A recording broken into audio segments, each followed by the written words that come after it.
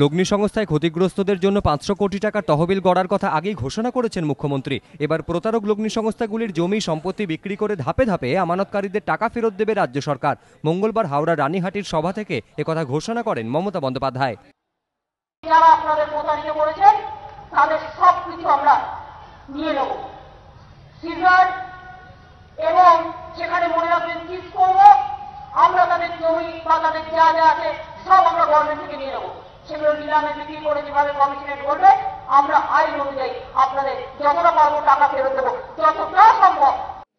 পঞ্চায়েত ভোটের আগে সারদা কাণ্ডকে হাতিয়ার করে রাজ্য সরকার তথা শাসক দলকে আক্রমণের নিশানা করেছে বিরোধীরা।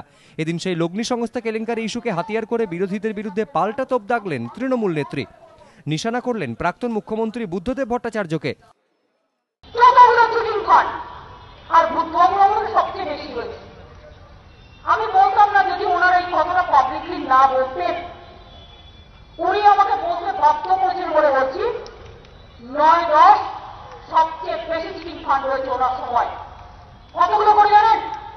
13টা 26টা। লগ্নি সংস্থা কাণ্ডে কংগ্রেস বিজেপিকেও এদিন কাঠগড়ে দাঁড় করান মমতা বন্দ্যোপাধ্যায়। কংগ্রেসীরা বড় বড় কথা বলছে, সিপিএম নিজেরা বলে আইন করেনি, কংগ্রেস বিজেপিও আইন করেনি।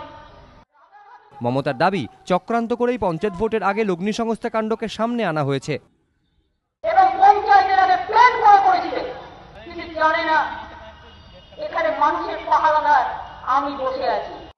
লগ্নি সংস্থা কাণ্ডে ক্ষতিগ্রস্তদের মধ্যে একটা বড় অংশ গ্রামের মানুষ। তাই রানীহাটির মতো গ্রামীণ এলাকায় প্রচারে গিয়ে লগ্নিকাণ্ডে ক্ষতিগ্রস্তদের টাকা ফেরত দেওয়া নিয়ে মমতার আশ্বাস যথেষ্ট তাৎপর্যপূর্ণ বলেই মনে করছে রাজনৈতিক মহল। তাদের মত, এই আশ্বাসের মাধ্যমে তিনি ক্ষতিগ্রস্তদের পাশে দাঁড়ানোর বার্তা দিয়ে দলের ভাবমূর্তি উজ্জ্বল করারই চেষ্টা করলেন।